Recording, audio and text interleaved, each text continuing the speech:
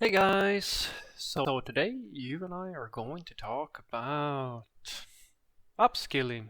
So let's get into it.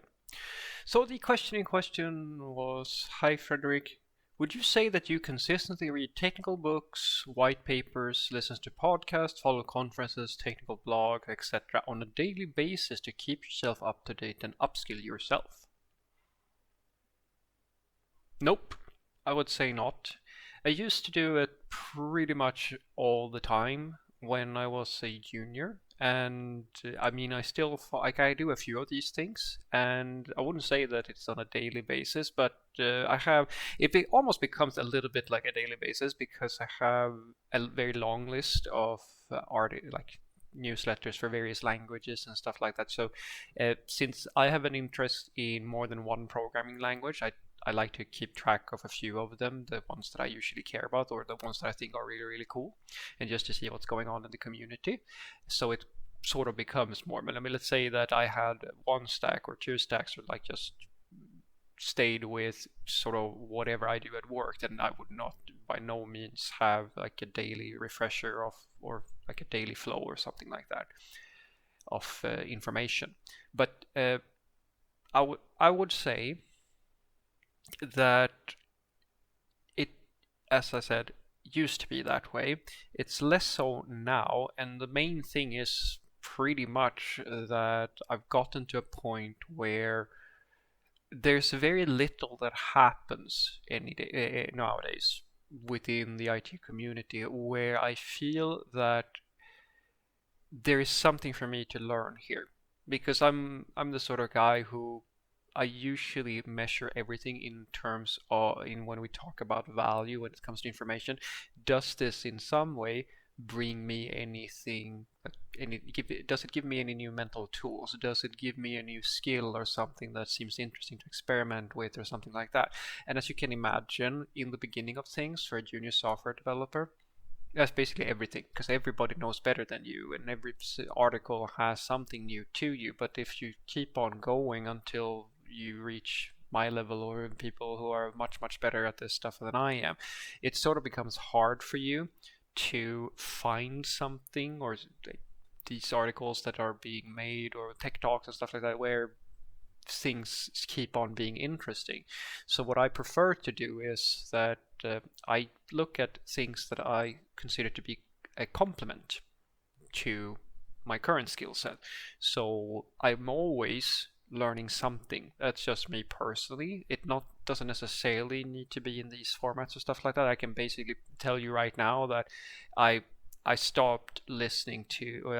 I don't usually listen to podcasts and stuff like that because the information is like when it comes to technical matters and so forth, I prefer to just read an article or maybe watch if it's something completely new to me or something like that.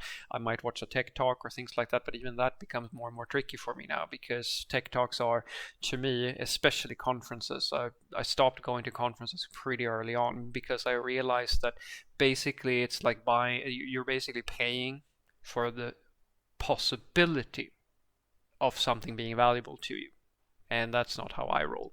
I usually am the sort of person who say, if I pay you, I expect benefit. I don't want to have a chance at benefit, and that's very tricky when it comes to conferences because basically you pay an upfront cost to sit in a basically tech talk with no option of in YouTube and things like that or so forth. You can skip the stuff you don't care about and just get to the meat of things, or the things that you're interested in.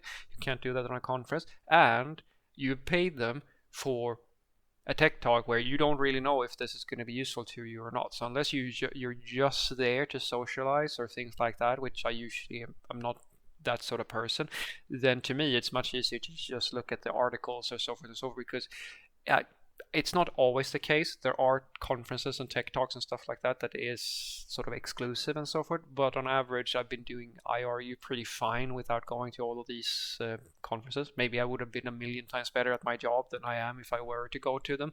But I've always looked at conferences more as a networking opportunity for businesses and stuff like that. It's not really something that I find all that interesting. Technical blogs are useful if it's something, as I said, that touches on, like, that's the good part. I argue that's why I prefer like the reading materials, because it's very quick. Like I can immediately just I can skip all the fluff and just get into the stuff that I'm interested in. But when it comes to upskilling and being up to date and so forth, it's reached a point now where it's pretty hard for me to just do coding related things. So as I said earlier, I do complementary things, or complement my skill set with things such as, say, security. Like I'm not a hacker or anything like that by any means, but I do follow people who are very good within the security space, for example, because I want to understand sort of how they work. It's an interesting field, I think, and so forth. And I mean, I've done a few basic things just to try around with it, and I find that it's helped me to gain some more respect for for not the field necessarily, but like for the sort of practices that and skills that are necessary to do really well in that area.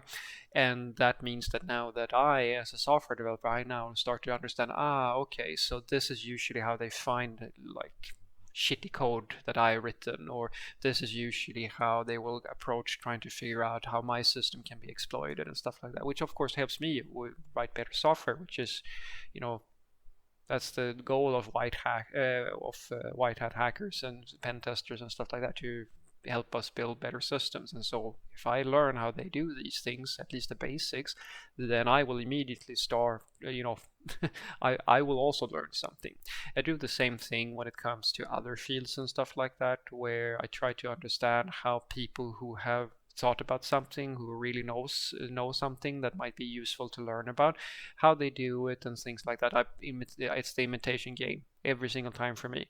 And that's basically it. So yes, I do learn on a daily basis, but it's not exclusive to software development, because as I said, at this point, it's really, really hard for me to find a continuous flow of useful information. Most of it is like just repetition of stuff that I already know.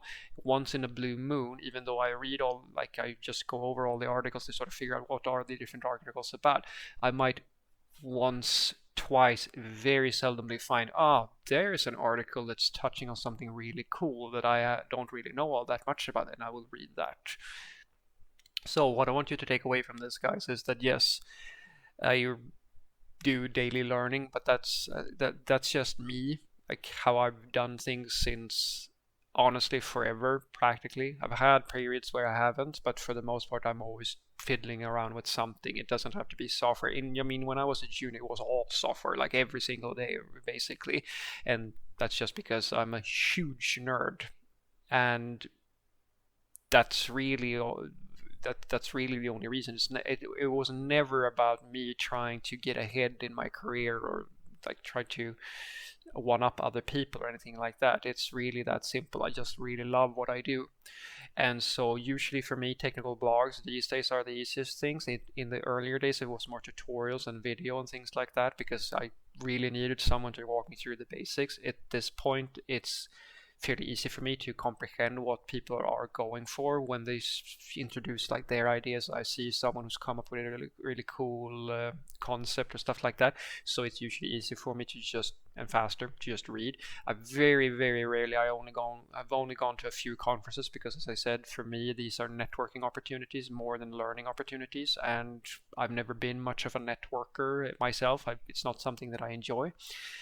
And when it comes to podcasts, same thing. I listen to podcasts, but not technical ones, because again, most of the time when I listen to other software developers or I watch tech talks and stuff like that, they're either just telling me things that I feel like I pretty much know, or sharing information that may not help me all that much, or so forth and so forth. Sometimes I have some favorites. I give tech talks. There are some really gold nuggets out there that I absolutely love. Tech talks and conference speakers and stuff like that, who have done some really cool stuff and showed things. So it's not like I ignore it. It's just that it's sort of skimming.